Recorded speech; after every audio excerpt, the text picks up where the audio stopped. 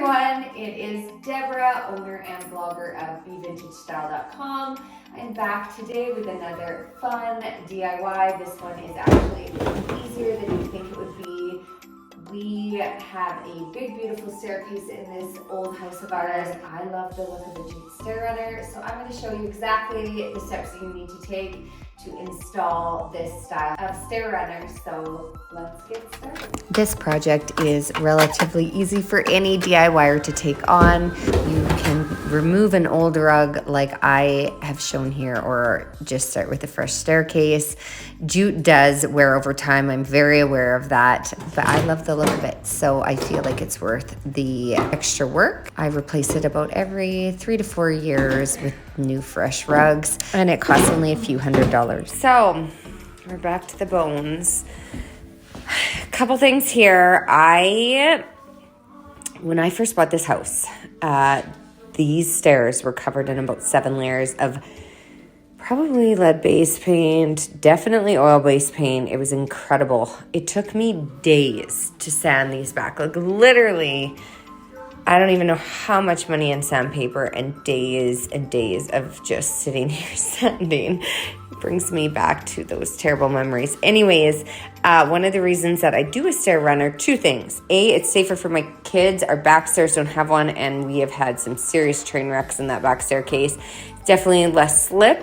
And the second thing is, the person who owned the house prior to me put that lovely, it's actually the orange. Can you see the orange construction adhesive? He put that on there, and it's almost impossible to get off of here. So I've pulled the old rug off. I put a carpet underlay years ago underneath for a couple reasons. I don't ever want to permanently adhere these jute rugs to my stairs because I need to be able to get them off. They wear out, and I don't want to have to be fighting with jute to try and get it off there. So I did add this stair underlay, carpet underlay, and I will just leave that on there. It's wearing in some areas, but honestly, it's actually not too bad. And it just helps so that the rug doesn't slip and slide. And then I will just be using a staple gun and stapling this rug on. I unfortunately got the wrong rugs delivered. I was a little concerned when I opened these. I didn't want this detailing on here, but I think I can just cut it off, and the rug looks to be finished underneath.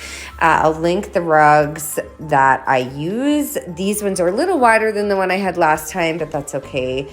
It just covers a little more of the wood.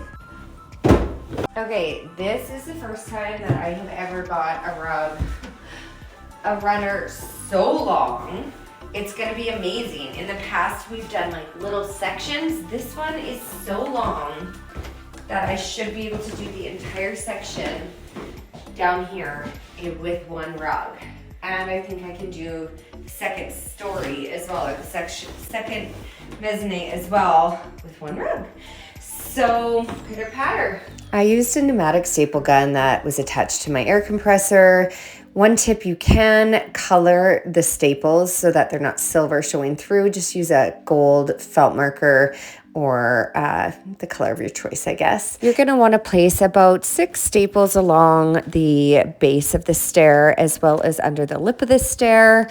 6 to 10, I would say. Just make sure that you tuck under the lip of the stair if the carpet is coming to an end so that you've got a nice finish there. You're gonna wanna add a few extra staples when you lift the carpet under like I'm showing here, just to ensure it is adhered to the wood correctly.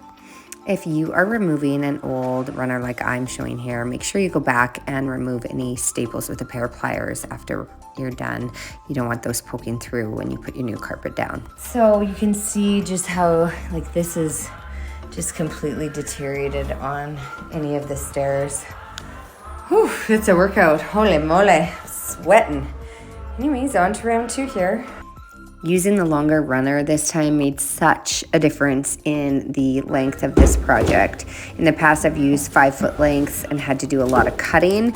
This time round, this project from start to finish maybe took me 2 hours to 2.5 hours. It was a breeze. The one thing I will say when you have these long runs is making sure you square up your runner. It is tricky to know as you're going. It might even be worth measuring. I'm not super picky about things like this, but you could measure the top of your stair to make sure you're equal at every single stair with your runner to the wall. When it comes time for you to cut the jute, it's relatively easy. Just use an X-Acto knife or a pair of sharp shears like I've shown here, and leave enough to lip under your stair so it is seamless when you add the next runner.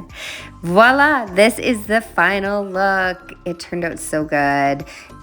Maybe jute is not your thing. You could still use the same steps I've used here and apply this to any stair runner.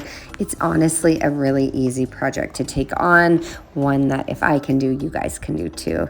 The pups love to hang out here. This is their favorite spot, and I love the look of the new stairs.